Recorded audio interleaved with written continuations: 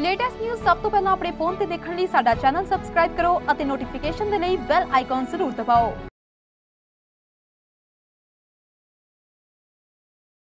सत श्री अकाल जी, हमदर्द टीवी देखने वाले सारे दर्शकों का स्वागत है। प्रोग्राम इमीग्रेशन मैटर्स विच मैं हां तरनजीत कौर घुम्मण हाज़र हां जी लैके तुहाडा अपना प्रोग्राम जिहदे विच असीं गलबात करांगे हुण तक दी इमीग्रेशन संबंधी आई खास अपडेशन के बारे में। कोई भी अपडेट आई है असीं कोशिश करते हुंदे हां अपने इस प्रोग्राम के जरिए तुहाडे नाल सांझी कीती जावे।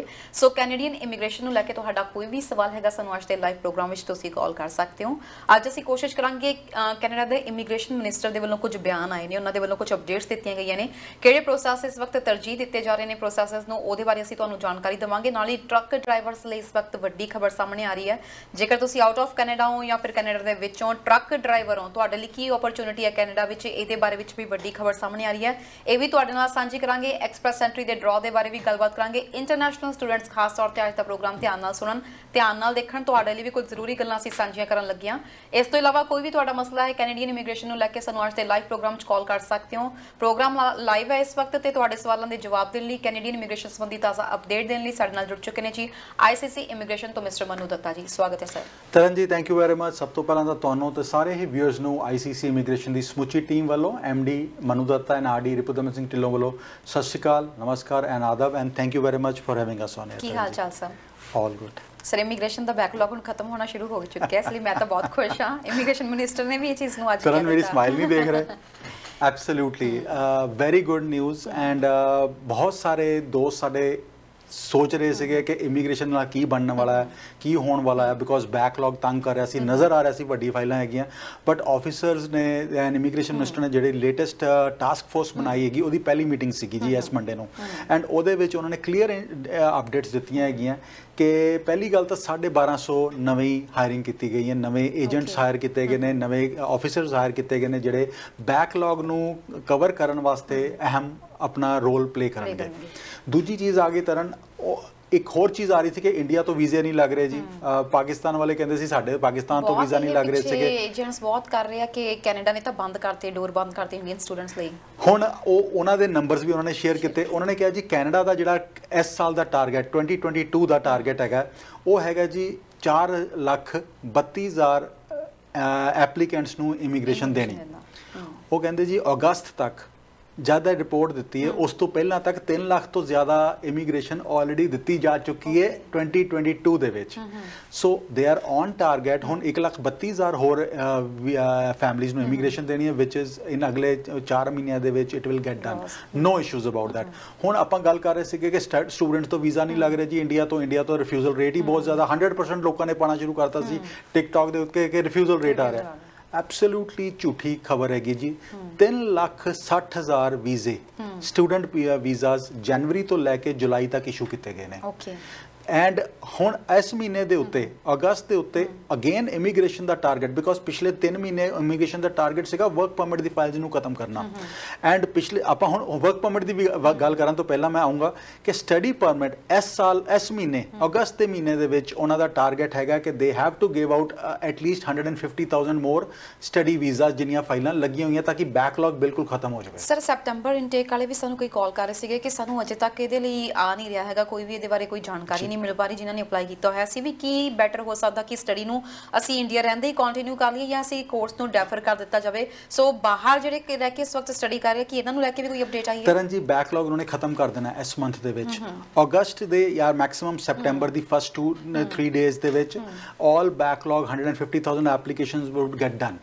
सो जिन्ना भी बैकलॉग हैगा वो ऑल डन हो जाएगा, भावें वीज़ा मिले भावें ना मिले। सो इंडिया हुण 3,60,000 तो जिहड़ा वीज़े लगे ने आ चुके ने, जिन्हां नूं वीज़ा लग चुका है ਉਹਦੇ ਵਿੱਚ ਘੱਟੋ ਘੱਟ 37% ਬੱਚੇ ਇਹੋ ਜਿਹੇ ਨੇ ਜਿਹੜੇ ਕੱਲੇ ਇੰਡੀਆ ਤੋਂ ਆ ਰਹੇ ਨੇ ਤੇ ਇੰਡੀਆ ਵਾਲੇ ਕਹਿ ਰਹੇ ਨੇ ਸਾਡੇ ਤੇ ਰਿਫਿਊਜ਼ਲ ਹੀ 100% ਰਿਫਿਊਜ਼ਲਸ ਹੈਗੇ। ਇਟਸ ਐਬਸੋਲੂਟਲੀ ਨੌਨਸੈਂਸ ਜਿਹੜੀ ਇਨਫੋਰਮੇਸ਼ਨ ਉੱਤੇ ਸ਼ੇਅਰ ਕੀਤੀ ਜਾ ਰਹੀ ਹੈ।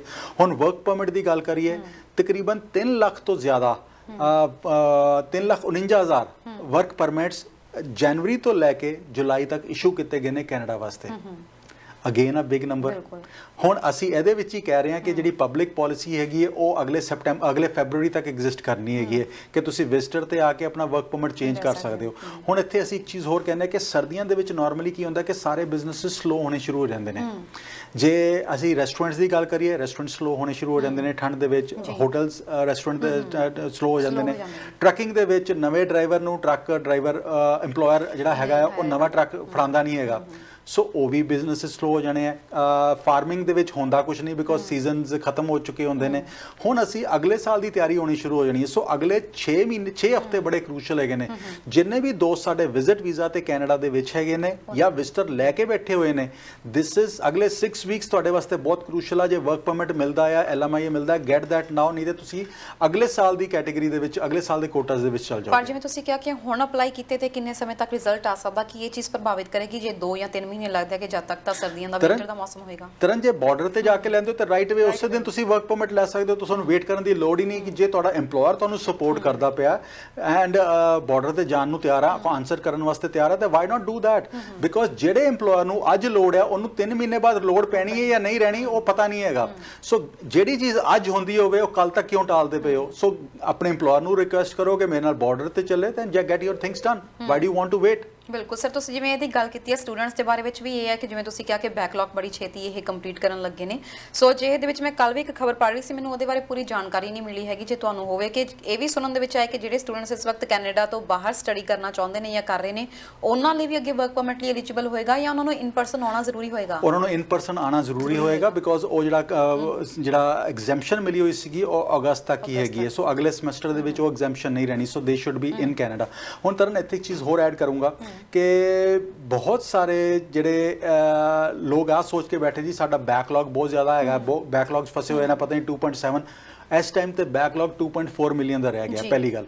ਦੂਜੀ ਗੱਲ, ਇਮੀਗ੍ਰੇਸ਼ਨ ਨੇ, ਡਿਪਾਰਟਮੈਂਟਸ ਨੇ ਫਾਈਲ ਸੈਗਰੀਗੇਟ ਕਰਕੇ ਦੱਸਦੀਆਂ ਕਿ 1.1 ਮਿਲੀਅਨ ਐਪਲੀਕੇਸ਼ਨ ਇਹੋ ਜਿਹੀਆਂ ਹੈਗੀਆਂ ਜਿਹੜੀਆਂ ਟਾਈਮ ਲਾਈਨ ਦੇ ਵਿਚਕਾਰ ਹੈਗੀਆਂ, ਸੋ ਟਾਈਮ ਲਾਈਨ ਤੋਂ ਬਾਹਰ ਨਹੀਂ ਹੈਗੀਆਂ। ਸੋ 1.3 ਮਿਲੀਅਨ ਐਪਲੀਕੇਸ਼ਨਸ ਇਹੋ ਜਿਹੀਆਂ ਹੈਗੀਆਂ ਜਿਹੜੀਆਂ ਸਟੈਂਡਰਡ ਟਾਈਮ ਪੀਰੀਅਡ ਤੋਂ ਬਿਯੋਂਡ ਹੋਈਆਂ ਉਹ ਬਾਹਰ ਹੈਗੀਆਂ। ਸੋ 1.3 ਮਿਲੀਅਨ ਐਪਲੀਕੇਸ਼ਨਸ ਹੈਗੀਆਂ।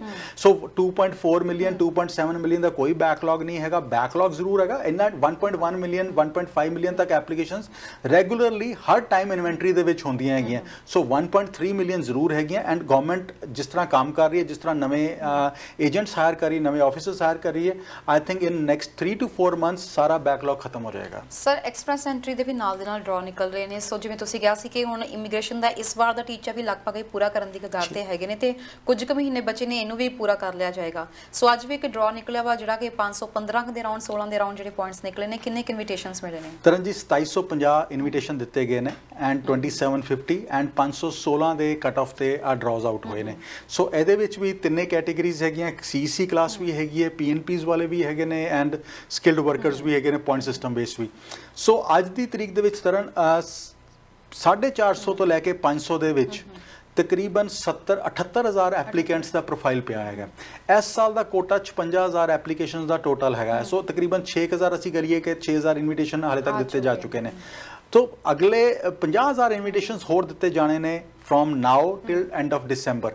ਸੋ ਜਿੰਨੇ ਵੀ ਸਾਡੇ ਦੋਸਤ ਇਸ ਇਨਵੀਟੇਸ਼ਨਸ ਦਾ ਫਾਇਦਾ ਲੈਣਾ ਚਾਹੁੰਦੇ ਨੇ, ਜੇ ਉਹਨਾਂ ਦਾ ਸਕੋਰ 450 479 ਜਾਂ 480 ਤੋਂ ਉੱਪਰ ਹੈ, ਦੇਰ ਆਰ ਵੈਰੀ ਗੁੱਡ ਚਾਂਸਸ ਕਿ ਉਹ ਇਸੇ ਸਾਲ ਪਿਕ ਹੋ ਜਾਣਗੇ। ਜਿਨ੍ਹਾਂ ਦਾ ਸਕੋਰ 450 ਤੋਂ ਥੱਲੇ ਹੈਗਾ ਜਾਂ 460 ਤੇ ਵੀ ਹੈਗਾ, ਉਹਨਾਂ ਨੂੰ ਸਾਰਿਆਂ ਨੂੰ ਕਹੂੰਗਾ ਕਿ work on a job offer. ਜੇ ਤੁਹਾਨੂੰ ਕੋਈ ਜੌਬ ਆਫਰ ਮਿਲਦੀ ਹੈ ਤਾਂ ਗੋ ਫॉर दैट। ਜੇ ਜੌਬ ਆਫਰ ਨਹੀਂ ਮਿਲਦੀ, ਹੁਣ ਬਹੁਤ ਸਾਰੇ ਇਹੋ ਜਿਹੇ ਵੀ ਹੈਗੇ ਨੇ ਤਰਨ ਐਪਲੀਕੈਂਟਸ ਜਿਨ੍ਹਾਂ ਨੇ ਗ੍ਰੈਜੂਏਸ਼ਨ ਕੀਤੀ ਹੋਈ ਹੈ, ਉਮਰ 35 ਤੋਂ ਉੱਪਰ ਹੋ ਗਈ ਹੈ ਤੇ ਲੈਂਗੁਏਜ ਦੇ ਵਿੱਚ 8777 ਨਹੀਂ ਲੈ ਸਕਦੇ ਕਿਸੇ ਵੀ ਹਾਲਾਤ ਦੇ ਵਿੱਚ। ਸੋ ਉਹਨਾਂ ਦੀ ਜੌਬ ਆਫਰ ਦੇਖੋ ਕਿ ਪਹਿਲੇ ਤੱਕ ਮਿਲਦੀ ਕਿਹੜੇ ਫੀਲਡ 'ਚ। ਜੇ ਬਲੂ ਕਾਲਰ ਦੇ ਵਿੱਚ ਵੀ ਮਿਲਦੀ ਹੈ, ਗੋ ਐਂਡ ਗ੍ਰੈਬ ਦੈਟ, ਕਿਉਂਕਿ ਬਲੂ ਕਾਲਰ ਦੇ ਵਿੱਚ ਵੀ ਤੁਸੀਂ PNP ਦੇ ਵਿੱਚ ਐਲੀਜੀਬਲ ਹੋ ਜਾਣਾ 1 ਸਾਲ ਬਾਅਦ। ਜੀ ਸਰ, ਜਿਵੇਂ ਤੁਸੀਂ ਕਿਹਾ ਕਿ ਇਹਦੇ ਲਈ ਐਲੀਜੀਬਲ ਹੋ ਜਾਣਾ, ਗੱਲ ਕਰਾਂਗੇ। ਸਾਡੇ ਨਾਲ ਦਰਸ਼ਕ ਜੁੜਨੇ ਸ਼ੁਰੂ ਹੋ ਚੁੱਕੇ ਨੇ। ਸਤਿ ਸ਼੍ਰੀ ਅਕਾਲ ਜੀ, ਕਿੱਥੋਂ ਬੋਲ ਰਹੇ ਹੋ, ਕੀ ਸਵਾਲ ਹੈ? ਹਾਂਜੀ ਜੀ, ਅਸੀਂ ਬੋਲਦੇ ਕੈਲਗਰੀ ਤੋਂ ਬੋਲਦਾ ਜੀ। ਓਕੇ ਜੀ, ਹਾਂਜੀ, ਤੇ ਕੀ ਸਵਾਲ ਹੈ ਜੀ? ਹਾਂਜੀ, ਅਸੀਂ ਪੁੱਛਣਾ ਹੈਗਾ ਵੀ ਮੇਰੇ ਬੇਟੇ ਦਾ ਵਿਆਹ ਹੋ ਕੇ ਹਟਿਆ ਹੋਣਾ ਮਈ ਚ, ਤੇ ਮਾਰਚ ਦੇ ਵਿੱਚ ਅਸੀਂ ਇੰਡੀਆ ਭਰਿਆ ਸੀਗਾ। ਤੇ ਇੱਕ ਬੇਟੇ ਦਾ ਤਾਂ ਅਸੀਂ ਸਾਡੀ ਕੋਈ ਜਾਣ ਪਛਾਣ ਵੀ ਨਹੀਂ ਸੀ ਉਹਦੇ ਨਾਲ। ਮੇਰੇ ਬੇਟੇ ਦਾ ਫਰੈਂਡ ਸੀ ਤੇ ਉਹਦਾ ਕੋਈ ਫਰੈਂਡ ਸੀ ਤੇ ਉਹਦਾ ਭਰਿਆ, ਉਹ ਤਾਂ ਆ ਗਿਆ। 23 ਤਰੀਕ ਦੀ ਸਾਡੀ ਪਾਰਟੀ ਸੀ ਮਈ ਦੀ, ਤੇ 24 ਨੂੰ ਉਹਨੂੰ ਵੀਜ਼ਾ ਦੇਤਾ, ਤੇ 25 ਨੂੰ ਤੇ ਉਹ ਕਦੋਂ ਮੈਂ ਟੋਰਾਂਟੋ ਆਇਆ ਵਾ। ਤੇ ਅਸੀਂ ਕੈਲਗਰੀ ਰਹਿੰਦੇ ਆ, ਅਸੀਂ ਡੀਸੀ ਤੋਂ ਮੂਵ ਹੋਏ ਆ। ਅਸੀਂ 2 ਜਣਾਂ ਦਾ ਭਰਿਆ ਸੀ ਹੋਰ, ਉਹਨਾਂ ਦਾ ਕੋਈ ਜਵਾਬ ਨਹੀਂ ਆਇਆ। ਮਾਰਚ ਦਾ ਭਰਿਆ ਵਾ, ਹੁਣ ਵੇਖ ਲਓ ਕਿੰਨਾ ਟਾਈਮ ਹੋ ਗਿਆ।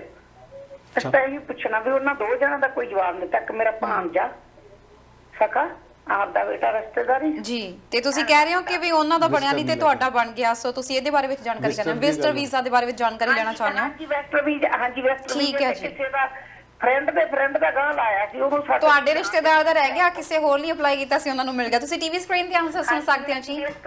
ਹਾਂਜੀ, ਟੀਵੀ ਤੇ ਸੁਣ ਲਿਓ ਜੀ ਆਨਸਰ, ਟੀਵੀ ਤੇ ਆਨਸਰ ਸੁਣ ਲਿਓ। ਥੈਂਕ ਯੂ ਕਾਲ ਕਰਨ ਦੇ ਲਈ, ਥੈਂਕ ਯੂ ਜੀ। ਜੀ ਸਰ। ਭੈਣ ਜੀ ਅੱਜ ਕੱਲ ਵਿਜ਼ਟਰ ਵੀਜ਼ਾ ਦਾ ਜਿਹੜਾ ਪ੍ਰੋਸੈਸਿੰਗ ਟਾਈਮ ਹੈਗਾ ਉਹ ਹੈਗਾ ਜੀ 2 ਮਹੀਨਿਆਂ ਤੋਂ ਲੈ ਕੇ 6 ਮਹੀਨਿਆਂ ਦਾ।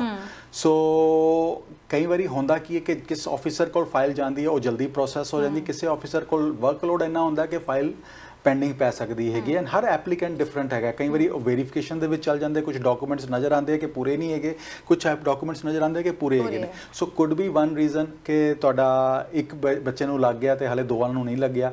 ਸੋ ਵੇਟ ਕਰੋ ਜੀ, ਹੋਪਫੁਲੀ ਲੱਗਣਾ ਚਾਹੀਦਾ ਹੈਗਾ ਆ, ਬਿਕੋਜ਼ 2 ਤੋਂ 6 ਮਹੀਨੇ ਦਾ ਪ੍ਰੋਸੈਸਿੰਗ ਟਾਈਮ ਪੀਰੀਅਡ ਤੁਹਾਡਾ ਆਲਮੋਸਟ ਉੱਥੇ ਕੀ ਹੈਗਾ। ਤੁਸੀਂ ਕਿਹਾ ਕਿ ਇਸ ਤੋਂ ਪਹਿਲਾਂ ਪ੍ਰੋਗਰਾਮ ਦੀ ਗੱਲ ਕਰ ਰਹੇ ਸੀ, ਤੁਸੀਂ ਪੀਐਨਪੀ ਦੀ ਗੱਲ ਕੀਤੀ ਸੀ ਕਿ ਪੀਐਨਪੀ ਇੱਕ ਬੈਟਰ ਆਪਸ਼ਨ ਹੋ ਸਕਦਾ ਆ, ਤੇ ਸਸਕੈਚੁਅਨ ਦੀ ਪੀਐਨਪੀ ਦੇ ਵਿੱਚ ਵੀ ਡਰਾ ਨਿਕਲਣੇ, ਜਿਹਦੇ ਵਿੱਚ 625 ਦੇ ਅਰਾਊਂਡ ਜਿਹੜੇ ਇਨਵੀਟੇਸ਼ਨਸ ਦਿੱਤੇ ਗਏ ਨੇ ਹੁਣ ਤੱਕ।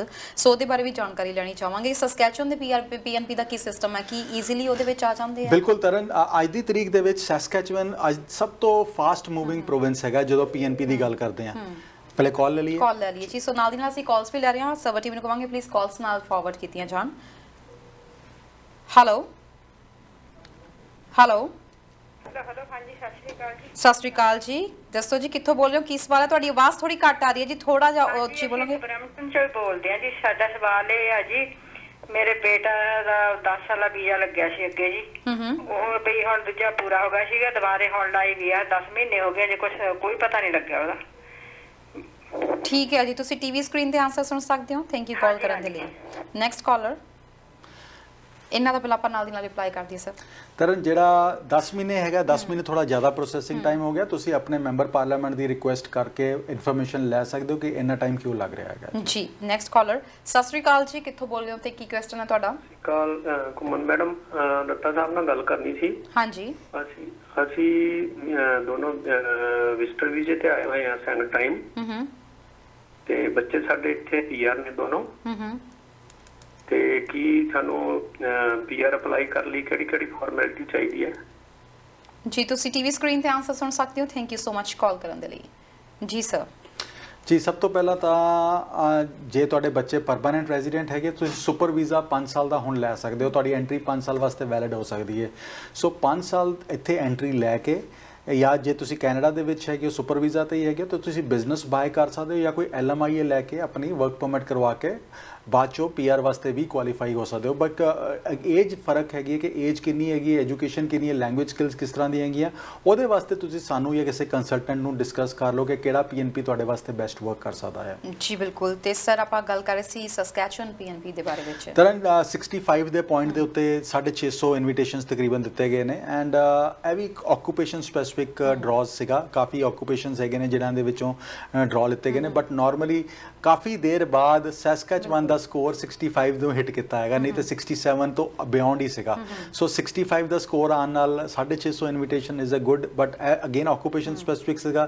ਜੇ ਆਕੂਪੇਸ਼ਨ ਸਪੈਸੀਫਿਕ ਨਾ ਹੁੰਦਾ ਤੇ ਇਹ ਘੱਟੋ ਘੱਟ 10,000 ਵੀ ਐਪਲੀਕੈਂਟਸ ਪਿਕ ਹੋ ਸਕਦੇ ਸੀ ਕਿ ਇੰਨੀਆਂ ਫਾਈਲਾਂ ਉੱਥੇ ਲੱਗੀਆਂ ਹੋਈਆਂ ਨੇ। ਸਰ ਥੋੜਾ ਜਿਹਾ ਟਰੱਕਿੰਗ ਦੇ ਖੇਤਰ ਦੇ ਵਿੱਚ ਵੀ ਆ ਜਾਈਏ, ਕਹਿੰਦੇ ਟਰੱਕਿੰਗ ਨੂੰ ਲੈ ਕੇ ਵੀ ਕੁਝ ਐਕਸਪ੍ਰੈਸ ਐਂਟਰੀ ਦਾ ਕੁਝ ਸੁਣਨ ਦੇ ਵਿੱਚ ਮਿਲ ਰਿਹਾ ਵਾ, ਜਿਹੜੇ ਟਰੱਕਰਸ ਨੇ ਉਹਨਾਂ ਦੇ ਲਈ। ਤਰਨ ਰੀਸੈਂਟ ਅਪਡੇਟ ਨਹੀਂ ਹੈਗੀ। ਬੇਸਿਕਲੀ ਅਸੀਂ ਕਹਿੰਦੇ ਹਾਂ ਕਿ ਨੌਕ ਕੋਡ ਦੇ ਵਿੱਚ ਚੇਂਜਸ ਆ ਰਹੀਆਂ ਹੈਗੀਆਂ। ਸੋ ਨੌਕ ਦੀ ਜਗ੍ਹਾ ਟੀਅਰ ਸਿਸਟਮ ਐਡ ਹੋ ਰਿਹਾ। ਸੋ ਨੌਕ ਜਿਸ ਤਰ੍ਹਾਂ 5 ਨੌਕਸ ਹੁੰਦੇ ਸੀਗੇ, ਨੌਕ O, knock A, B, C and D। ਹੁਣ C ਦੇ ਕੁਝ ਆਕੂਪੇਸ਼ਨਸ ਕੱਢ ਕੇ ਟੀਅਰ ਦੇ 4 ਦੇ ਵਿੱਚ ਪਾਏ ਜਾ ਰਹੇ ਨੇ। ਸੋ ਉਹ ਨੌਕ B ਦੇ ਵਿੱਚ ਕੰਸੀਡਰ ਹੋਣਗੇ। ਸੋ ਉਹਨਾਂ ਦੇ ਵਿੱਚ ਤੁਹਾਡੀ ਜਿਹੜੀ ਫਾਈਲ ਹੈਗੀ ਹੈ ਉਹ ਐਕਸਪ੍ਰੈਸ ਐਂਟਰੀ ਦੇ ਥਰੂ ਪ੍ਰੋਸੈਸ ਹੋ ਸਕਦੀ ਹੈਗੀ ਹੈ। ਨਾਲ ਦੀ ਨਾਲ ਜੇ ਵਰਕ ਪਰਮਿਟ ਮਿਲਦਾ ਹੈ, LMIA ਅੱਗੇ ਲੈ ਕੇ ਤੇ ਤੁਹਾਡੇ ਬੱਚੇ ਤੇ ਤੁਹਾਡੀ ਵਾਈਫ ਡਿਪੈਂਡੈਂਟ ਵੀਜ਼ਾਸ ਵਾਸਤੇ ਐਲੀਜੀਬਲ ਹੋ ਸਕਦੇ ਨੇ। ਸੋ ਕੱਲਾ ਉਹ ਟਰੱਕ ਡਰਾਈਵਰਸ ਨਹੀਂ ਹੈਗੇ, ਤਕਰੀਬਨ 16 ਆਕੂਪੇਸ਼ਨਸ ਹੈਗੇ ਨੇ ਜਿਨ੍ਹਾਂ ਦੇ ਵਿੱਚ ਆ ਚੇਂਜਸ ਆ ਰਹੀਆਂ, ਜਿਹਦੇ ਵਿੱਚ ਪੇਰੋਲ ਐਡਮਿਨਿਸਟ੍ਰੇਟਰਸ ਹੈਗੇ ਨੇ, ਡੈਂਟਲ ਅਸਿਸਟੈਂਟਸ ਹੈਗੇ ਨੇ, ਨਰਸ ਏਡਸ ਹੈਗੇ ਨੇ, ਫਾਰਮੇਸੀ ਟੈਕਨੀਸ਼ੀਅਨਸ ਹੈਗੇ ਨੇ, ਸਕੂਲ ਅਸਿਸਟੈਂਟਸ ਹੈਗੇ ਨੇ, ਐਸਥੈਟੀਸ਼ੀਅਨਸ ਬਿਊਟੀਸ਼ੀਅਨਸ ਹੋ ਗਈਆਂ ਉਹ ਹੈਗੇ ਜੀ। ਉਸ ਤੋਂ ਬਾਅਦ ਫਿਊਮੀਗੇਟਰਸ, ਪੈਸਟ ਕੰਟਰੋਲਰਸ ਵਾਲੇ ਉਹ ਇਹਦੇ ਵਿੱਚ ਫਾਲ ਕਰਦੇ ਨੇ, ਰਿਪੇਅਰ ਸਰਵਿਸਿਜ਼ ਵਾਲੇ, ਟਰੱਕ ਡਰਾਈਵਰਸ ਉਹਦੇ ਵਿੱਚ, ਬੱਸ ਡਰਾਈਵਰਸ ਉਹਦੇ ਵਿੱਚ ਆਉਂਦੇ ਨੇ, ਹੈਵੀ ਇਕੁਇਪਮੈਂਟ ਆਪਰੇਟਰਸ ਉਹਦੇ ਵਿੱਚ ਆਉਂਦੇ ਨੇ। ਸੋ ਆ 16 ਆਕੂਪੇਸ਼ਨਸ ਤਕਰੀਬਨ ਇਹੋ ਜਿਹੇ ਹੈਗੇ ਨੇ ਜਿਨ੍ਹਾਂ ਨੂੰ ਬੈਨੀਫਿਟ ਹੋ ਰਿਹਾ ਹੈ ਆ ਟੀਅਰ ਸਿਸਟਮ ਦਾ ਨੌਕ ਕੋਡ ਦੇ ਚੇਂਜ ਹੋਣ ਦਾ, which is a very welcome news. ਹੁਣ ਤਰਨ ਇਹਦੇ ਵਿੱਚ ਕੁਝ ਚੀਜ਼ ਹੋ ਰਿਹਾ। ਬਹੁਤ ਸਾਰੇ ਐਪਲੀਕੈਂਟ ਇਹੋ ਜਿਹੇ ਸੀਗੇ ਜਿਹੜੇ ਮਿਡਲ ਈਸਟ ਜਾ ਕੇ, ਦੁਬਈ ਜਾ ਕੇ ਟਰੱਕ ਚਲਾ ਲੈਂਦੇ ਸੀ, ਆਸਟ੍ਰੇਲੀਆ ਨਿਊਜ਼ੀਲੈਂਡ ਚਲਾ ਲੈਂਦੇ ਸੀ, ਗ੍ਰੈਜੂਏਸ਼ਨ ਕੀਤੀ ਹੁੰਦੀ, ਕਿਸੇ ਨੇ ਮਾਸਟਰਸ ਕੀਤੀ ਹੋਈ। ਹੁਣ ਉਹ ਐਪਲੀਕੈਂਟ ਜੇ ਅੱਛੇ ਬੈਂਡਸ ਲੈ ਲੈਂਦੇ ਤੇ ਇੰਡੀਆ ਬੈਠੇ ਜਾਂ ਕਿਸੇ ਹੋਰ ਕੰਟਰੀ ਦੇ ਵਿੱਚ ਬੈਠੇ ਸਕਿਲਡ ਕੈਟੇਗਰੀ ਦੇ ਵਿੱਚ ਆਪਣੀ ਪੀਆਰ ਦੀ ਫਾਈਲ ਲਗਾ ਸਕਣਗੇ ਸਟ੍ਰੇਟ। ਓਕੇ, ਮਤਲਬ ਡਾਇਰੈਕਟਲੀ ਪੀਆਰ ਲੱਗ ਸਕਦੀ ਹੈ, ਡਾਇਰੈਕਟ ਪੀਆਰ ਲੱਗੇਗੀ ਉਹਨੂੰ, ਪੀਐਨ ਦੇ ਵਿੱਚ, ਪੀਐਨਪੀ ਦੇ ਵਿੱਚ ਜਾਣ ਦੀ ਲੋੜ ਨਹੀਂ, ਐਲਐਮਆਈ ਲੈ ਕੇ ਆਉਣ ਦੀ ਲੋੜ ਨਹੀਂ, ਸਟ੍ਰੇਟ ਪੀਆਰ ਦੀ ਐਪਲੀਕੇਸ਼ਨ ਉਹਨਾਂ ਦੀ ਬੈਕ ਹੋਮ ਤੋਂ ਲੱਗ ਸਕੇਗੀ। ਸੋ ਜਿੰਨੇ ਵੀ ਸਾਨੂੰ ਟਰੱਕ ਡਰਾਈਵਰ ਸੁਣ ਰਹੇ ਨੇ, ਜੇ ਮਿਡਲ ਈਸਟ ਦੇ ਵਿੱਚ ਤੁਸੀਂ ਐਸਟੈਬਲਿਸ਼ਡ ਹੈਗੇ ਹੋ, ਤੁਸੀਂ ਇਸ ਕੈਟੇਗਰੀ ਦਾ ਫਾਇਦਾ ਲੈ ਸਕਦੇ ਹੋ। ਇਨਫੋਰਮੇਸ਼ਨ ਲੈਣ ਵਾਸਤੇ ਤੁਸੀਂ ਸਾਨੂੰ ਕੰਟੈਕਟ ਕਰ ਸਕਦੇ ਹੋ, we can assist you and guide you, ਜਾਂ ਫਿਰ ਕਿਸੇ ਕੰਸਲਟੈਂਟ ਜਾਂ ਲਾਇਰ ਦੀ ਸਲਾਹ ਆਪਣੇ ਉੱਥੇ ਲਓ ਜਿਹੜੇ ਐਕਚੁਅਲ 'ਚ law society of upper Canada ਦੇ ਕੰਸਲਟੈਂਟ ਹੈਗੇ, ਮੈਂਬਰਸ ਹੈਗੇ ਨੇ, ਜਾਂ ਫਿਰ ਜਿਹੜੇ ਹੈਗੇ ਨੇ ਜਿਹੜੇ ਸਿਟੀਜ਼ਨਸ਼ਿਪ ਐਂਡ ਇਮੀਗ੍ਰੇਸ਼ਨ ਕਾਲਜ ਦੇ ਮੈਂਬਰਸ ਹੈਗੇ ਨੇ, ਡੈਜ਼ਿਗਨੇਟਡ ਕੰਸਲਟੈਂਟਸ। ਜੀ ਬਿਲਕੁਲ। ਤੇ ਸਰ ਆਪਾਂ ਨਾਲ ਦੀ ਨਾਲ ਜਿਵੇਂ ਤੁਸੀਂ ਇਹਦੇ ਬਾਰੇ ਗੱਲ ਕੀਤੀ, ਤੁਸੀਂ ਐਲਐਮਆਈ ਦਾ ਜ਼ਿਕਰ ਕੀਤਾ, ਮੈਂ ਵੀ ਸੁਣਨ ਦੇ ਵਿੱਚ ਆਇਆ ਕਿ ਅੱਜ ਕੱਲ੍ਹ ਕੁਝ ਆਕੂਪੇਸ਼ਨਸ ਹੈ ਜਿਹਨੇ ਕਿ ਤੁਸੀਂ ਵਿਦਆਊਟ ਐਲਐਮਆਈ ਵੀ ਤੁਸੀਂ ਕੈਨੇਡਾ ਵਿੱਚ ਆ ਸਕਦੇ ਹੋ ਵਰਕ ਪਰਮਿਟ ਤੇ। ਤਰ੍ਹਾਂ ਨਾਲ ਪਤਾ ਨਹੀਂ ਲੋਕੀ ਕਿਉਂ ਗਲਤ ਕਈ ਵਾਰੀ ਅਫਵਾਹ ਉਡਾ ਦਿੰਦੇ ਨੇ। ਐਂਡ ਅੱਜ ਵੀ ਮੈਂ ਇੱਕ ਟਿਕਟੌਕ ਦੇਖ ਰਿਹਾ ਸੀਗਾ ਜਿਹਦੇ ਵਿੱਚ ਮੈਨੂੰ ਕੋਈ ਕਿਸੇ ਸਾਡੇ ਕਲਾਇੰਟ ਨੇ ਫਾਰਵਰਡ ਕੀਤੀ, 12ਵੀਂ ਵਾਲਾ ਬਿਨਾਂ ਜੌਬ ਆਫਰ ਦੇ ਜੀ ਉਹਨੂੰ ਅਸੀਂ PNP ਦਵਾਤੀ। there is a lot of false information ਜਿਹੜੀ ਪ੍ਰੋਪੇਗੇਟ ਕੀਤੀ ਜਾ ਰਹੀ ਹੈ। Absolutely LMIA exempt work permits ਜ਼ਰੂਰ ਹੁੰਦੇ ਨੇ, ਬਟ ਉਹਨਾਂ ਵਾਸਤੇ ਹੁੰਦੇ ਨੇ ਜਿਹੜੇ ਐਸਟੈਬਲਿਸ਼ਡ ਬਿਜ਼ਨਸਮੈਨ ਹੈਗੇ ਨੇ, ਜਿਹੜੇ ਇੱਥੇ ਆ ਕੇ ਇੰਟਰਨੈਸ਼ਨਲ ਮੋਬਿਲਿਟੀ ਸਟਰੀਮ ਦੇ ਅੰਡਰ ਆਪਣੀ ਕੰਪਨੀ ਦੀ ਐਕਸਪੈਂਸ਼ਨ ਕਰਨਾ ਚਾਹੁੰਦੇ ਨੇ, ਜਾਂ ਉਹਨਾਂ ਦੇ ਕੋਈ EMPLOYEE ਆਉਂਦੇ ਨੇ ਇੱਥੇ, ਸੋ ਉਹ LMIA ਐਗਜ਼ੈਂਪਟ ਹੁੰਦੇ ਨੇ। ਹੁਣ ਜਿਹੜੇ ਸਟੂਡੈਂਟਸ ਦੇ ਵਾਈਫਸ ਹੈਗੇ ਨੇ ਉਹ ਵੀ IMP ਦੇ ਵਿੱਚ ਫਾਲ ਕਰਦੇ ਨੇ, ਉਹਨਾਂ ਨੂੰ ਵੀ ਡਾਇਰੈਕਟ ਵਰਕ ਪਰਮਿਟ ਮਿਲ ਜਾਂਦਾ ਹੈ। ਸੋ ਉਹਨਾਂ ਨੂੰ ਤਾਂ ਨਹੀਂ ਅਸੀਂ ਕਹਿ ਰਹੇ ਕਿ ਉਹ ਬਿਨਾਂ LMIA ਦੇ ਤੁਹਾਨੂੰ ਮਿਲ ਗਿਆ। ਸੋ ਕਈ ਵਾਰੀ ਮਿਸ ਇਨਫੋਰਮੇਸ਼ਨ ਪ੍ਰੋਵਾਈਡ ਕੀਤੀ ਜਾਂਦੀ ਹੈ, ਇਹ ਨਹੀਂ ਦੱਸਿਆ ਜਾਂਦਾ ਕਿ ਕਿਸ ਕੈਟੇਗਰੀ ਦੇ ਵਿੱਚ, ਉਹ ਸਿਰਫ ਆਪਣੇ ਆਪ ਨੂੰ ਆਪਣੀ ਕਾਲਾਂ ਲੈਣ ਵਾਸਤੇ ਇਹੋ ਜਿਹੀ ਇਨਫੋਰਮੇਸ਼ਨ ਪ੍ਰਮੋਟ ਕਰ ਦਿੰਦੇ ਹੋ। ਸਰ ਥੋੜਾ ਜਿਹਾ ਕੈਨੇਡਾ ਦੇ ਬਾਰੇ ਵਿੱਚ ਇੱਕ ਹੋਰ ਜਾਣਨਾ ਚਾਹੁੰਦੀ ਹਾਂ ਕਿ ਕਿਹਾ ਜਾਂਦਾ ਕਿ ਜਿਹੜੇ ਆਊਟ ਆਫ ਸਟੇਟਸ ਹੋ ਚੁੱਕੇ ਨੇ ਉਹਨਾਂ ਲਈ ਸਟੇਟਸ ਮੇਨਟੇਨ ਕਰਕੇ ਵਾਪਸ ਆਉਣਾ ਸਟੇਟਸ ਵਿੱਚ ਬਹੁਤ ਮੁਸ਼ਕਿਲ ਹੈ, ਚਾਹੇ ਉਹ ਸਟੂਡੈਂਟਸ ਹੋਣ ਚਾਹੇ ਉਹ ਵਰਕ ਪਰਮਿਟ ਹੋਲਡਰਸ ਹੋਣ। ਕੀ ਉਹਨਾਂ ਲਈ ਕੋਈ ਚਾਂਸ ਹੈਗਾ ਐਵੇਂ ਦਾ ਕਿ ਇਸ ਵਕਤ ਆਪਣਾ ਜਿਹੜਾ ਉਹਨਾਂ ਦਾ ਸਟੇਟਸ ਹੈਗਾ ਉਹਨੂੰ ਰਿਸਟੋਰ ਕੀਤਾ ਜਾ ਸਕੇ? ਤਰਨ ਅੱਜ ਦੀ ਤਰੀਕ ਦੇ ਵਿੱਚ ਇਮੀਗ੍ਰੇਸ਼ਨ ਦਾ ਰਿਲੇਟਿਵਲੀ ਸੌਫਟਰ ਅਪਰੋਚ ਹੈਗੀ ਹੈ ਟੂਵਰਡਸ ਇੰਟਰਨੈਸ਼ਨਲ ਸਟੂਡੈਂਟਸ ਜਾਂ ਉਹਨਾਂ ਵਰਕ ਪਰਮਿਟਸ ਦੇ ਹੋਲਡਰਸ ਦੇ ਜਿਹੜੇ ਕੈਨੇਡਾ ਦੇ ਵਿੱਚ ਕੰਮ ਕਰ ਰਹੇ ਨੇ। ਬਿਕੋਜ਼ ਕੈਨੇਡੀਅਨ ਗਵਰਨਮੈਂਟ ਚਾਹੁੰਦੀ ਹੈ ਕਿ ਟਫ ਟਾਈਮਸ ਦੇ ਵਿੱਚ, ਜਦੋਂ ਪੈਂਡੈਮਿਕ ਦੇ ਟਾਈਮ ਸੀਗਾ, ਪੈਂਡੈਮਿਕ ਦੇ ਵਿੱਚ ਉਹਨਾਂ ਨੇ ਕੁਛ ਨੇ ਤੇ ਹੈਲਥ ਕੇਅਰ ਦੇ ਵਿੱਚ, ਟਰੱਕਿੰਗ ਦੇ ਵਿੱਚ ਬੜੀ ਸੇਵਾ ਕੀਤੀ ਹੈ ਕੰਟਰੀ ਦੀ। ਸੋ ਉਹਨਾਂ ਵਾਸਤੇ ਇੱਕ ਸਪੈਸ਼ਲ ਇੱਕ ਸੌਫਟ ਕਾਰਨਰ ਹੈਗਾ। ਬਟ ਸਟੇਟਸ ਕਿਸ ਤਰ੍ਹਾਂ ਚੇਂਜ ਹੋਏਗਾ, ਤੁਸੀਂ ਆਊਟ ਆਫ ਸਟੇਟਸ ਹੈਗੇ ਹੋ, ਤੁਹਾਨੂੰ ਇੱਕ ਚੀਜ਼ ਜ਼ਰੂਰ ਕਹਾਂਗਾ ਕਿ ਜਿੰਨੇ ਵੀ ਐਪਲੀਕੈਂਟਸ ਇਹੋ ਜਿਹੀ ਸਰਕਮਸਟੈਂਸਿਸ ਦੇ ਵਿੱਚ ਹੈਗੇ ਨੇ, ਜਿੰਨੇ ਵੀ ਇੰਟਰਨੈਸ਼ਨਲ ਸਟੂਡੈਂਟਸ ਹੈਗੇ ਨੇ, ਪੜ੍ਹਾਈ ਨਹੀਂ ਕੀਤੀ ਜਾਂ ਵਿੱਚ ਕੋਰਸ ਰਹਿ ਗਿਆ, ਤੇ ਹੁਣ ਪਤਾ ਆ ਕਿ ਇੱਕ ਕੋਰਸ ਦੇ ਕਰਕੇ ਪੜ੍ਹਾਈ ਵੀ ਕੰਪਲੀਟ ਨਹੀਂ ਹੋਈ ਤੇ ਵਰਕ ਪਰਮਿਟ ਵੀ ਨਹੀਂ ਮਿਲਣਾ, ਪੋਸਟ ਗ੍ਰੈਡ ਵਰਕ ਪਰਮਿਟ, ਤੇ ਤੁਸੀਂ ਆਪਸ਼ਨ ਲੱਭਣਾ ਚਾਹੁੰਦੇ ਹੋ ਤੇ ਤੁਸੀਂ ਕਿਸੇ ਕੰਸਲਟੈਂਟ ਲਾਅਰ ਦੀ ਸਲਾਹ ਜ਼ਰੂਰ ਲਓ, ਉਹਨਾਂ ਨਾਲ ਬੈਠ ਕੇ ਡਿਸਕਸ ਕਰੋ। ਇਸ ਟਾਈਮ ਤੇ ਅੱਜ ਵੀ ਮੈਂ ਇੱਕ ਇਹੋ ਜਿਹੇ ਐਪਲੀਕੈਂਟ ਨੂੰ ਮਿਲਿਆ ਜਿਹੜਾ 3 ਸਾਲ ਪਹਿਲੇ ਵਰਕ ਪਰਮਿਟ ਤੇ ਆਇਆ ਸੀਗਾ, ਐਂਡ ਉਹ ਬੇਰੀਆਂ ਦੇ ਫਾਰਮ ਦੇ ਵਿੱਚ ਤੇ ਐਪਲ ਫਾਰਮ ਦੇ ਵਿੱਚ ਕੰਮ ਕਰਦਾ ਰਿਹਾ। ਕਹਿੰਦਾ ਇੰਨੀ ਟਫ ਲਾਈਫ ਸੀਗੀ ਕਿ ਸਾਨੂੰ 3 ਘੰਟੇ ਸੌਣ ਨੂੰ ਮਿਲਦੇ ਸੀਗੇ, ਸਾਨੂੰ 2.5 ਮਿੰਟ ਦਾ ਟਾਈਮ ਦਿੱਤਾ ਜਾਂਦਾ ਸੀਗਾ ਬਾਲਟੀ ਭਰਨ ਵਾਸਤੇ। ਜੇ ਬਾਲਟੀ ਨਹੀਂ ਭਰੀ ਤੇ ਤੁਸੀਂ ਆਪਣੇ ਸਟੈਂਡਰਡਸ ਮੀਟ ਨਹੀਂ ਕਰ ਰਹੇ ਤੇ ਹਫਤਾ ਦੇਖ ਕੇ ਤੁਹਾਨੂੰ ਫਾਇਰ ਕਰ ਦਿੱਤਾ ਜਾਏਗਾ, ਤੁਹਾਨੂੰ ਵਾਰਨਿੰਗ ਦਿੱਤੀ ਜਾਂਦੀ। ਸੋ ਇਹੋ ਜਿਹੀਆਂ ਬੜੀ ਟਫ ਲਾਈਫਸ ਹੈਗੀਆਂ ਕੈਨੇਡਾ ਦੇ ਵਿੱਚ। ਜੇ ਤੁਸੀਂ ਵਰਕ ਪਰਮਿਟ ਦੇ ਉੱਤੇ ਹੈਗੇ ਹੋ ਐਂਡ ਟਫ ਲਾਈਫ ਦੇ ਥਰੂ ਗੁਜ਼ਰ ਰਹੇ ਹੋ ਤੇ ਇੱਕ ਵਾਰੀ ICC ਨਾਲ ਜ਼ਰੂਰ ਕੰਟੈਕਟ ਕਰੋ ਜਾਂ ਕਿਸੇ ਕੰਸਲਟੈਂਟ ਲਾਅਰ ਨਾਲ ਕੰਟੈਕਟ ਕਰੋ, ਤਾਂ ਕਿ ਤੁਹਾਨੂੰ ਸੁਜੈਸਟ ਕਰ ਸਕੀਏ ਕਿ ਕਿਹੜੀ ਆਪਸ਼ਨ ਤੁਹਾਡੇ ਵਾਸਤੇ ਬੈਸਟ ਵਰਕ ਕਰ ਸਕਦੀ ਹੈ। ਇੱਕ ਇਹੋ ਜਿਹਾ ਐਪਲੀਕੈਂਟ ਆਇਆ ਤਰਨ ਜਿਹੜਾ ਫਾਰਮ ਦੇ ਵਿੱਚ ਕੰਮ ਕਰ ਰਿਹਾ, ਹੁਣ ਸੀਜ਼ਨਲ ਵਰਕਰ ਦਾ ਉਹਨੂੰ ਵਰਕ ਪਰਮਿਟ ਮਿਲਿਆ, ਉਹਨੂੰ 7 ਮਹੀਨੇ ਜਾਂ 8 ਮਹੀਨੇ ਸਾਲ ਦੇ ਵਿੱਚ ਕੰਮ ਮਿਲਦਾ, 4 ਮਹੀਨੇ ਕੰਮ ਨਹੀਂ ਮਿਲਦਾ। ਸੋ 4 ਮਹੀਨੇ ਉਹ ਕਿਤੇ ਹੋਰ ਲੱਭਦੇ ਨੇ। ਮੈਂ ਉਹਨਾਂ ਨੂੰ ਕਹਿਣਾ ਕਿ ਤੁਸੀਂ ਆਪਣਾ ਸਟੇਟਸ ਖਰਾਬ ਨਾ ਕਰ ਲਿਆ ਜੇ, ਤੁਸੀਂ ਆਪਣੀ ਪਰਮਾਨੈਂਟ ਰੈਜ਼ੀਡੈਂਸੀ ਵਾਲੇ ਪਾਸੇ ਸੋਚੋ, ਆਪਣੇ ਇੰਪਲੋਇਰ ਤੋਂ ਸਪੋਰਟ ਲਓ ਤੇ ਆਪਣੀ PNP ਵਾਲੇ ਪਾਸੇ ਸੋਚੋ ਤਾਂ ਕਿ ਤੁਹਾਡੀ PR ਹੋ ਸਕੇ। ਹੁਣ ਉਧਰਲੇ ਪਾਸੇ ਵੀ ਕਹਿੰਦੇ ਕਿ ਇੰਪਲੋਇਰ ਸਾਨੂੰ ਸਪੋਰਟ ਕਰਨ ਵਾਸਤੇ ਤਿਆਰ ਨਹੀਂ। ਸੋ ਜੇ ਕੋਈ ਵੀ ਐਪਲੀਕੈਂਟ ਇਹੋ ਜਿਹਾ ਜਿਹੜੇ ਇਹੋ ਜਿਹੇ ਸਰਕਮਸਟੈਂਸ ਦੇ ਵਿੱਚ ਫਸੇ ਹੋਏ ਹੋ ਕਿ ਤੁਹਾਨੂੰ ਇੰਪਲੋਇਰ ਵੱਲੋਂ ਸਪੋਰਟ ਨਹੀਂ ਹੋ ਰਹੀ, ਤੁਹਾਡੇ ਲਾਇਰ ਤੁਹਾਡੇ ਕੰਸਲਟੈਂਟ ਵੱਲੋਂ ਸਪੋਰਟ ਨਹੀਂ ਹੋ ਰਹੀ, ਤੁਹਾਡੇ ਏਜੰਟ ਵੱਲੋਂ ਸਪੋਰਟ ਨਹੀਂ ਹੋ ਰਹੀ, ਤੇ ਇੱਕ ਵਾਰੀ ICC ਨਾਲ ਜ਼ਰੂਰ ਕੰਟੈਕਟ ਕਰੋ। We will try to assist you and guide you to the best of our capabilities. And ਜੇ ਕੋਈ ਇੰਟਰਨੈਸ਼ਨਲ ਸਟੂਡੈਂਟ ਹੈਗਾ ਜਿਹੜਾ ਸਟੇਟਸ ਤੋਂ ਬਾਹਰ ਹੋ ਚੁੱਕਾ ਜਾਂ ਸਟੇਟਸ ਹੈਗਾ ਬਟ ਪੜ੍ਹਾਈ ਨਹੀਂ ਕੀਤੀ, ਤੇ get into a States right now, because ਇੱਕ ਵਾਰੀ ਸਟੇਟਸ ਤੋਂ ਬਾਹਰ ਹੋ ਗਏ ਤੇ ਅੱਗੇ ਚੀਜ਼ਾਂ ਸੰਭਾਲਣੀਆਂ ਕਈ ਵਾਰੀ ਬੜੀਆਂ ਔਖੀਆਂ ਹੋ ਜਾਂਦੀਆਂ ਹੈਗੀਆਂ। ਐਂਡ ਹਰ ਇੱਕ ਬੰਦਾ ਰਿਫਿਊਜੀ ਵਾਲੇ ਪਾਸੇ ਨਹੀਂ ਜਾ ਸਕਦਾ, ਬਿਕੋਜ਼ ਰਿਫਿਊਜੀ ਸਿਰਫ ਤੁਸੀਂ ਕਈ ਵਾਰੀ ਇਹੋ ਜਿਹੇ ਸੁਜੈਸ਼ਨ ਦਿੱਤੇ ਜਾਂਦੇ ਨੇ ਤਾਂ ਕਿ ਟਾਈਮ ਬਾਏ ਕਰ ਲਓ। ਟਾਈਮ ਬਾਏ ਕਰਕੇ ਤੁਹਾਨੂੰ ਪਰਮਾਨੈਂਟ ਰੈਜ਼ੀਡੈਂਸੀ ਨਹੀਂ ਹੋ ਰਹੀ, ਸਿਰਫ ਟਾਈਮ ਬਾਏ ਕੀਤਾ ਜਾ ਰਿਹਾ ਕਰ ਰਹੇ ਹੋ, ਤੇ ਉਹ ਇਹੋ ਜਿਹੀ ਚੀਜ਼ ਨਾ ਕਰੋ ਜਿਹੜਾ ਕੱਲ ਨੂੰ ਤੁਹਾਨੂੰ ਵੀ ਤੰਗ ਕਰੇ। ਤੁਸੀਂ ਵੀ PR ਲੈ ਕੇ ਜਦੋਂ ਇੰਡੀਆ ਟਰੈਵਲ ਕਰੋਗੇ ਇਹੋ ਜਿਹੇ ਵੀਜ਼ੇ ਦੇ ਉੱਤੇ, ਤੇ ਫਿਰ ਤੁਹਾਨੂੰ ਉੱਥੇ ਵੀ ਦਿੱਕਤ ਹੋਣੀ ਹੈ। ਕਈ ਵਾਰੀ ਨਜ਼ਰ ਨਹੀਂ ਆਉਂਦੀ। ਹੁਣ ਤਰ੍ਹਾਂ ਜਿਹੜੀਆਂ ਅਸੀਂ ਅੱਜ ਕੱਲ੍ਹ ਨਵੀਆਂ ਬਰੈਂਪਟਨ ਦੇ ਵਿੱਚ ਨਵੇਂ ਇਨਸੀਡੈਂਸਿਸ ਦੇਖਣ ਨੂੰ ਮਿਲ ਰਹੇ ਆ। ਜੇ ਕੋਈ ਵੀ ਇੰਟਰਨੈਸ਼ਨਲ ਸਟੂਡੈਂਟ ਇਹੋ ਜਿਹੇ ਇਨਸੀਡੈਂਟ ਦੇ ਵਿੱਚ ਇਨਵੋਲਵਡ ਹੈਗਾ, ਮੇਕ ਸ਼ੋਰ ਆਪਣੇ ਬੱਚਿਆਂ ਨੂੰ ਪਛਾਣੋ। ਐਂਡ ਜਿਹੜੇ ਬੱਚੇ ਵੀ ਸੁਣ ਰਹੇ ਨੇ, ਜੇ ਆਪਣੀ ਹਕੀਕਤ ਨੂੰ ਸਮਝੋ ਕਿ ਇੱਕ ਵਾਰੀ ਤੁਹਾਡੇ ਤੇ ਕ੍ਰਿਮੀਨਲ ਚਾਰजेस ਲੱਗ ਗਏ ਤੇ ਤੁਹਾਡੀ ਪਰਮਾਨੈਂਟ ਰੈਜ਼ੀਡੈਂਸੀ ਐਂਡ ਸਿਟੀਜ਼ਨਸ਼ਿਪ ਬਹੁਤ ਔਖੀ ਹੋ ਜਾਏਗੀ। ਐਂਡ ਤੁਸੀਂ ਇੱਕ ਵਾਰੀ ਕੈਨੇਡਾ ਦਾ ਮੋਹ ਲੈ ਲਿਆ ਹੈਗਾ, ਸਵਾਦ ਲੈ ਲਿਆ, ਤਾਂ ਉਹਨੂੰ ਵਾਪਸ ਜਾ ਕੇ ਸੈੱਟ ਨਹੀਂ ਹੋ ਸਕੋਗੇ। ਸੋ ਇੱਕ ਕੈਨੇਡਾ ਇੱਕ ਬਹੁਤ ਅੱਛੀ ਕੰਟਰੀ ਹੈਗੀ ਹੈ, ਇਹਦੇ ਮਾਹੌਲ ਸਪੋਇਲ ਕਰਨ ਦੀ ਕੋਸ਼ਿਸ਼ ਨਾ ਕਰੋ। ਐਂਡ ਕਈ ਵਾਰੀ ਇੱਕ ਦੋ ਕਹਿੰਦੇ ਨਾ ਬੈਡ ਐਪਲਸ ਬਾਕੀ ਬੈਗ ਐਪਲਸ ਨੂੰ ਵੀ ਗੰਦਾ ਕਰ ਦਿੰਦੇ ਨੇ।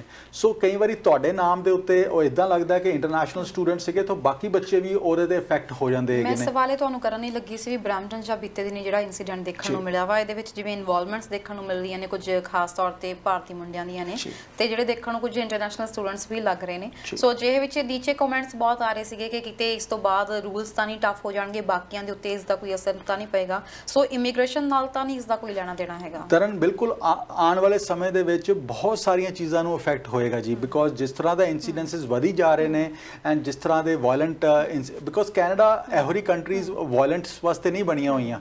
ਇਹ ਤੇ ਵਾਂਸ ਇਨ ਅ ਵਾਈਲ ਕੋਈ ਇਨਸੀਡੈਂਟ ਹੋ ਗਿਆ, ਰੋਜ਼ ਦੀ ਰੋਜ਼ ਅਸੀਂ ਇਨਸੀਡੈਂਟਸ ਸੁਣ ਰਹੇ ਹਾਂ, ਫਾਇਰਿੰਗ ਦੇ ਰੋਜ਼ ਹੋ ਰਹੇ ਨੇ, ਇਹੋ ਜਿਹੀ ਮਾਰ ਕੁਟਾਈਆਂ ਰੋਜ਼ ਹੋ ਰਹੀਆਂ, ਘਰ ਵੜ ਕੇ ਗੱਡੀਆਂ ਚੋਰੀ ਹੋ ਰਹੀਆਂ ਹੈਗੀਆਂ।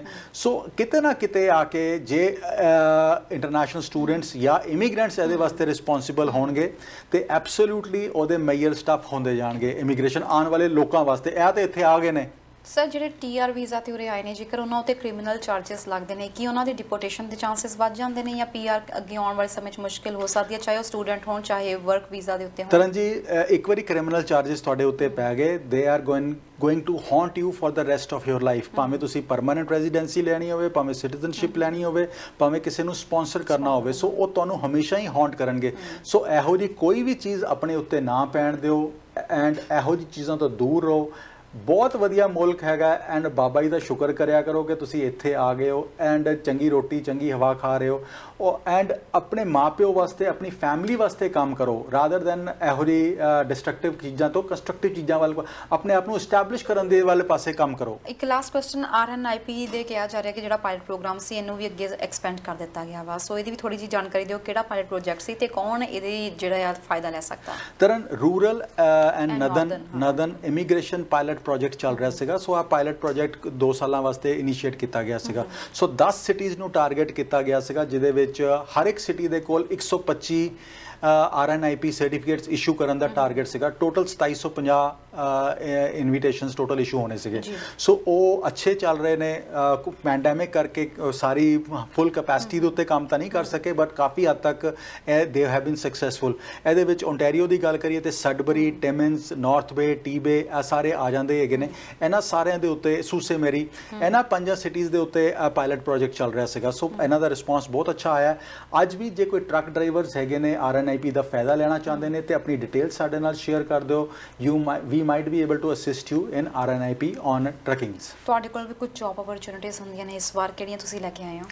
ਤਰਨ ਜੌਬ ਓਪਰਚੁਨਿਟੀਜ਼ ਆਉਂਦੀਆਂ ਰਹਿੰਦੀਆਂ ਹੈਗੀਆਂ। ਅੱਜ ਟਰੱਕਰਸ ਵਾਸਤੇ ਕੁਝ ਓਪਨਿੰਗਸ ਹੈਗੀਆਂ RNIP ਵਾਸਤੇ। ਸੋ ਜੇ ਕੋਈ ਐਪਲੀਕੈਂਟ ਹੈਗਾ ਆ ਟਰੱਕਿੰਗ ਦੇ ਵਿੱਚ RNIP ਦੀ ਇਨਫੋਰਮੇਸ਼ਨ ਲੈਣਾ ਚਾਹੁੰਦਾ, ਆਪਣੀ ਡਿਟੇਲ ਸਾਡੇ ਨਾਲ ਸ਼ੇਅਰ ਕਰ ਦਿਓ, ਆਪਣਾ CVs, ਆਪਣੇ IELTS ਦਾ ਸਕੋਰ, ਆਪਣੀ ਡਿਗਰੀ ਅਸੈਸਮੈਂਟ, ਆਪਣਾ ਡਰਾਈਵਿੰਗ ਲਾਇਸੈਂਸ ਐਂਡ ਅਸੀਂ ਫਾਰਵਰਡ ਕਰਕੇ ਤੁਹਾਡੀ ਇੰਟਰਵਿਊ ਕਰਵਾ ਸਕਦੇ ਹਾਂ। ਦੂਸਰੀ ਚੀਜ਼, ਜੇ ਤੁਸੀਂ ਵਿਜ਼ਿਟ ਵੀਜ਼ਾ ਤੇ ਕੈਨੇਡਾ ਦੇ ਵਿੱਚ ਹੈਗੇ ਹੋ, ਅਗਲੇ 6 ਮਹੀਨੇ ਨੂੰ 6 ਹਫ਼ਤਿਆਂ ਨੂੰ ਕ੍ਰੂਸ਼ਲ ਲੈ ਕੇ ਚੱਲਿਆ ਜੇ, ਕ੍ਰਿਟੀਕਲ ਲੈ ਕੇ ਚੱਲਿਆ ਜੇ, ਬਿਕੋਜ਼ 6 ਹਫ਼ਤਿਆਂ ਦੇ ਵਿੱਚ ਤੁਸੀਂ ਵਰਕ ਪਰਮਿਟ ਲੈ ਲਿਆ ਤੇ ਗ੍ਰੇਟ, ਉਸ ਤੋਂ ਬਾਅਦ ਕੰਮ ਸਲੋ ਹੋਣੇ ਸ਼ੁਰੂ ਹੋ ਜਾਣੇ ਨੇ। So get a status before that time. So ਉਹ ਲੈ ਕੇ ਵਰਕ ਤੇ ਜਾ ਸਕਦੇ ਹੋ। ਐਂਡ ਜੇ ਇਨਫੋਰਮੇਸ਼ਨ ਲੈਣੀ ਹੈ ਤੁਸੀਂ ICC ਨਾਲ ਵੀ ਕੰਟੈਕਟ ਕਰ ਸਕਦੇ ਹੋ and we would love to assist you and help you. And ਜੇ ਤੁਸੀਂ ਸਟੂਡੈਂਟ ਸਟੇਟਸ ਤੇ ਹੈਗੇ ਸੀਗੇ, ਪੜ੍ਹਾਈ ਨਹੀਂ ਕੀਤੀ ਜਾਂ ਫੇਲ ਹੋ ਗਏ ਤੇ ਸਟੇਟਸ ਹਲੇ ਵੀ ਹੈਗਾ ਆ ਗੈਟ ਇਨਟੂ ਆਪਸ਼ਨਸ, ਉਹਦੇ ਵਾਸਤੇ ਵੀ ਸਾਨੂੰ ਕੰਟੈਕਟ ਕਰ ਲਓ। ਐਂਡ ਜੇ ਤੁਸੀਂ ਵਰਕ ਪਰਮਿਟ ਦੇ ਉੱਤੇ ਹੈਗੇ ਹੋ, EMPLOYER ਤੋਂ ਕਾਫੀ ਤੰਗ ਹੋ ਰਹੇ ਹੋ ਜਾਂ ਜੌਬ ਬਹੁਤ ਟਫ ਹੈਗੀ ਹੈ ਤੁਹਾਡੇ ਵਾਸਤੇ, get in touch with a consultant or ਜਾਂ ICC ਨਾਲ ਵੀ ਸਾਨੂੰ ਕੰਟੈਕਟ ਕਰ ਸਕਦੇ ਹੋ। We will try to help you to the best of our capabilities. Thank you so much sir, ਸਾਡੇ ਪ੍ਰੋਗਰਾਮ 'ਚ ਤੁਸੀਂ ਆਏ ਹੋ। ਤੁਹਾਡੇ ਨਾਲ ਕਦੋਂ ਕਿਵੇਂ ਕਿੱਥੇ ਕੰਟੈਕਟ ਕੀਤਾ ਜਾ ਸਕਦਾ? ਤਰਨ ਜੀ, ਸਾਡਾ ਫੋਨ ਨੰਬਰ ਹੈਗਾ ਜੀ 905 461 2424 905 461 2424। WhatsApp ਨੰਬਰ ਹੈਗਾ ਸਾਡਾ 647 850 9000 647 850 9000। ਈਮੇਲ ID ਹੈਗਾ info@iccimmigration.ca। ਈਵਨ ਤੁਸੀਂ ਓਨਟਾਰੀਓ ਤੋਂ ਬਾਹਰ ਨੋਵਾ ਸਕੋਸ਼ੀਆ, ਨਿਊ ਬ੍ਰਾਂਜ਼ਵਿਕ, ਕਿਸੇ ਛੋਟੇ ਟਾਊਨ ਦੇ ਵਿੱਚ, ਸੈਸਕੈਚੁਅਨ, ਮੈਨੀਟੋਬਾ, ਕਿਤੇ ਵੀ ਤੁਸੀਂ ਕੰਮ ਕਰ ਰਹੇ ਹੋ, ਤੁਹਾਡਾ EMPLOYER ਤੁਹਾਨੂੰ PNPs ਦੇ ਵਿੱਚ ਹੈਲਪ ਕਰਨ ਦੇ ਵਾਸਤੇ ਤਿਆਰ ਹੈਗਾ। ਤੁਹਾਡਾ ਉਹਦਾ ਡੈਜ਼ਿਗਨੇਸ਼ਨ ਨਹੀਂ ਹੈਗਾ ਤੇ get in touch with ICC। We will be able to assist you with designations as well. ਤੁਹਾਡੇ PNP ਦੇ ਵਿੱਚ ਵੀ ਪੂਰੀ ਹੈਲਪ ਕਰ ਸਕਾਂਗੇ। ਸੋ ਜਿੰਨੇ ਵੀ ਇੰਟਰਨੈਸ਼ਨਲ ਸਟੂਡੈਂਟ ਜਾਂ ਵਰਕ ਪਰਮਿਟ ਤੇ ਹੈਗੇ ਹੋ, ਕੋਈ ਵੀ ਇਮੀਗ੍ਰੇਸ਼ਨ ਦੀ ਹੈਲਪ ਚਾਹੀਦੀ ਹੈ ਤੇ ICC ਨਾਲ ਕੰਟੈਕਟ ਕਰ ਸਕਦੇ ਜੀ। Thank you so much sir programme 'ਚ ਆਉਣ ਲਈ। ਥੈਂਕ ਯੂ ਤਰਨ ਜੀ। ਸੋ ਦੋਸਤੋ, ਹੁਣ ਇਮੀਗ੍ਰੇਸ਼ਨ ਸੰਬੰਧੀ ਕੋਈ ਵੀ ਸਲਾਹ ਚਾਹੀਦੀ ਹੈ ਜਾਂ ਜੋ ਨਵੇਂ ਇਸ ਵਕਤ ਪ੍ਰੋਗਰਾਮਸ ਆ ਰਹੇ ਨੇ ਉਹਨਾਂ ਬਾਰੇ ਵਿੱਚ ਜਾਣਨਾ ਚਾਹੁੰਦੇ ਹੋ ਜਾਂ ਆਪਣੇ ਤੁਸੀਂ ਪ੍ਰੋਸੈਸ ਦੇ ਬਾਰੇ ਵਿੱਚ ਜਾਣਨਾ ਚਾਹੁੰਦੇ ਹੋ, ICC ਇਮੀਗ੍ਰੇਸ਼ਨ ਨੂੰ ਤੁਸੀਂ ਕੰਟੈਕਟ ਕਰ ਸਕਦੇ ਹੋ। ਫਿਲਹਾਲ ਪ੍ਰੋਗਰਾਮ ਦੇਖਣ ਲਈ ਬਹੁਤ ਬਹੁਤ ਧੰਨਵਾਦ। ਦੇਖਦੇ ਰਹੋ ਹਮਦਰਦ TV। ਸਤਿ ਸ਼੍ਰੀ ਅਕਾਲ। ਲੇਟੈਸਟ ਨਿਊਜ਼ ਸਭ ਤੋਂ ਪਹਿਲਾਂ ਆਪਣੇ ਫੋਨ ਤੇ ਦੇਖਣ ਲਈ ਸਾਡਾ ਚੈਨਲ ਸਬਸਕ੍ਰਾਈਬ ਕਰੋ ਅਤੇ ਨੋਟੀਫਿਕੇਸ਼ਨ ਦੇ ਲਈ ਬੈਲ ਆਈਕਨ ਜ਼ਰੂਰ ਦਬਾਓ।